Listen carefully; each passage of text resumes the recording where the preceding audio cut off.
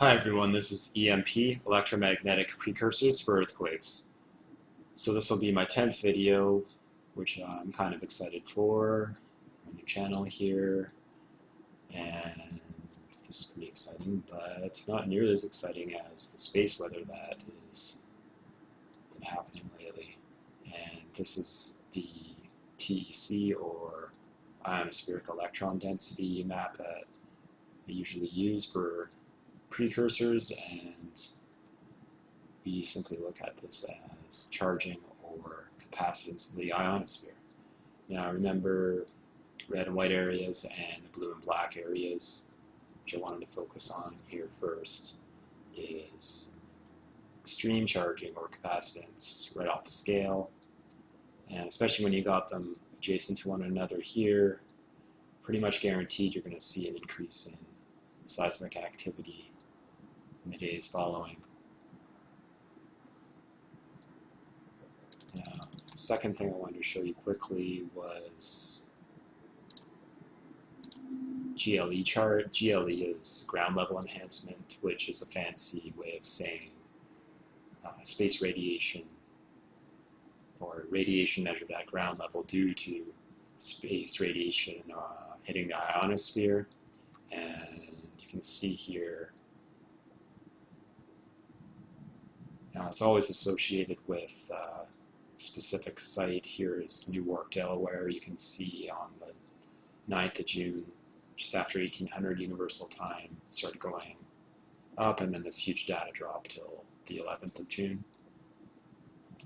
This isn't, most likely it isn't actually a huge drop in density. This is just garbled data, but I would say we're actually getting a huge dose of radiation hitting us right now in the ionosphere. And looking at the other GLE chart here, you can see it came back onto the chart at about, on the 11th, at about 1500 Universal Time till about 1600 Universal Time. Kind of hilarious that there was no watch, warning, or alert issued at all. And this seems to happen virtually all the time when there's GLE and associated neutron density or electrical discharging. No watch, nothing. It's like someone's asleep at the helm there or something. Kind of funny, but anyways, another reason why I wanted to start this channel to show you things. You'll never hear about this in the mainstream media, more than likely. If you hear anything about space weather, it's usually just the sun. But yeah, I'm here to show you a thing or two. And the first earthquake I wanted to show you was magnitude 5.5 southeaster island on June the 10th at 2:32 Universal Time.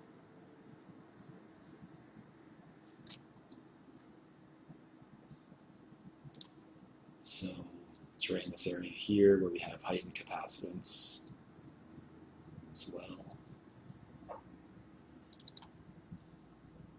And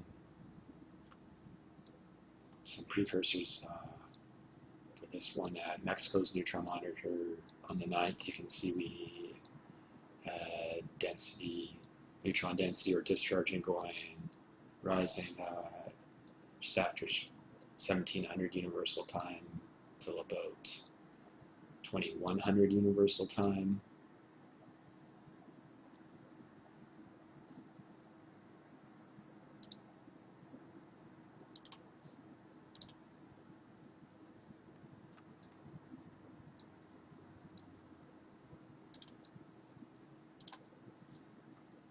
Then you can see that Easter Island's magnetometer 1500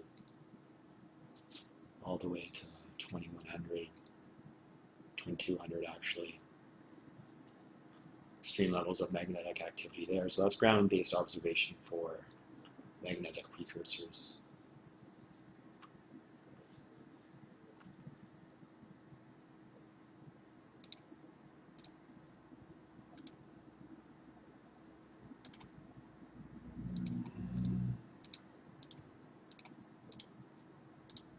On the 10th, you can see here again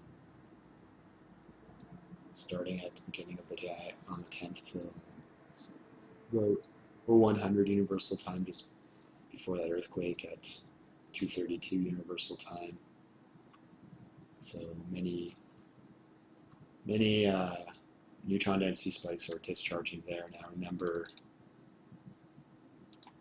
use a capacitor model, and electrical discharges would be the apparent neutron density spikes, but you can simply view these as lightning, which is, of course, you're not going to see it like lightning more than likely, but it's not visible to the naked eye.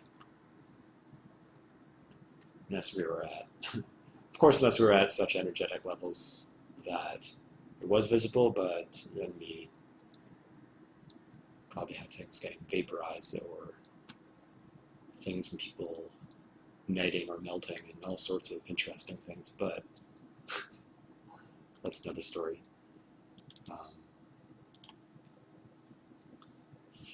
Second earthquake I wanted to show you on the 10th of June was at 23:59 Universal Time, magnitude 5.5, Pacific Antarctic Ridge.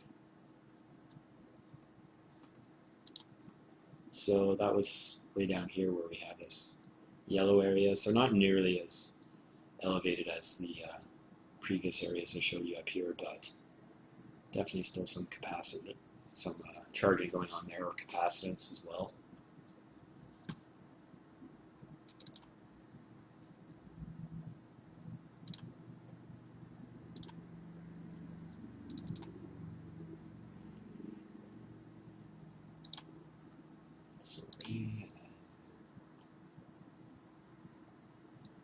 So at about just after 2100, remember, so we had a peak there in neutron density at Mexico's neutron monitor.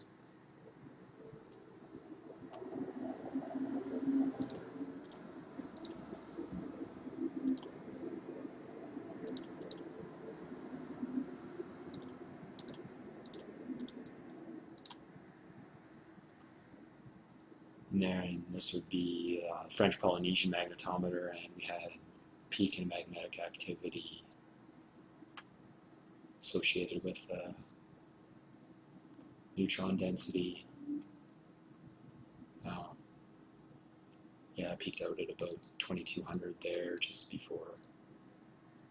hours before we had the earthquake.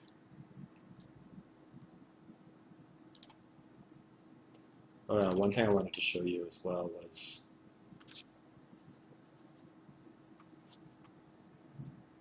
Peru's magnetometer. Also, you can see this extreme amount of magnetic activity, and it's definitely happening at the same time as the GLE, the ground level enhancement. So this radiation is affecting vast areas, that's for sure.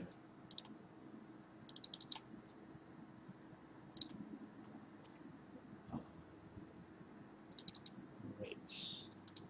Sorry, I got tons of data to show you, and I get a little confused sometimes when I have like 30, 40 windows open.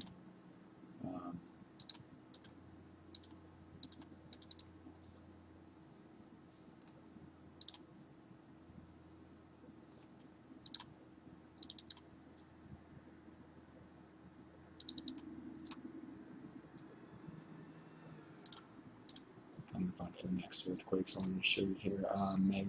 Almost magnitude 6 near coast of Ecuador, 2:01 Universal Time on the 11th, and then right after that, 6.3 Ecuador as well at 2:11 Universal Time. So going back to the ionosphere, that'd be adjacent to both the red and the white spot and the blue and the black spot. So like I said before, this is extremely volatile area, and as you can see, the day after had two magnitude 6 earthquakes there, or one magnitude 6.3 and 5.9, almost magnitude 6. So what we're looking for, electromagnetic precursors for earthquakes, and that's definitely what we're seeing here, folks. And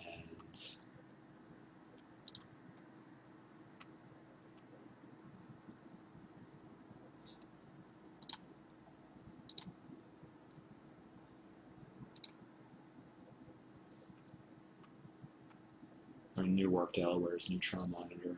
This was the cosmic. Now this is not huge neutron density that it's showing yet, but this is still fairly elevated before we had the data drop. So that was right when we had those two Ecuador earthquakes.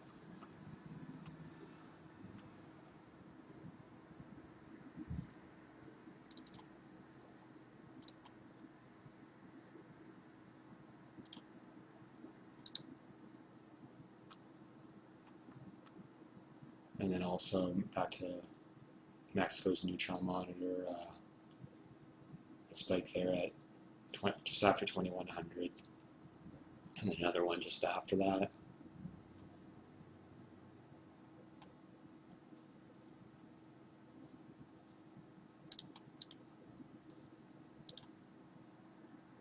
Then on 11, it's another precursor there for sure, about 1 to 200 universal time, just before those earthquakes drop. So it's definitely electrical discharge or neutron density spikes there going off just before that earthquake. Those earthquakes hit. And that's precisely what we're looking for here is E.M.P, electromagnetic precursors for earthquakes. And just to back that up, you can see at San Fernando's magnetometer definitely had some magnetic activity associated with those neutron density spikes or discharging of a capacitor, which is Earth, and you can view that simply as lightning. Now, that's pretty much all I wanted to show you for now, guys. Thanks for watching.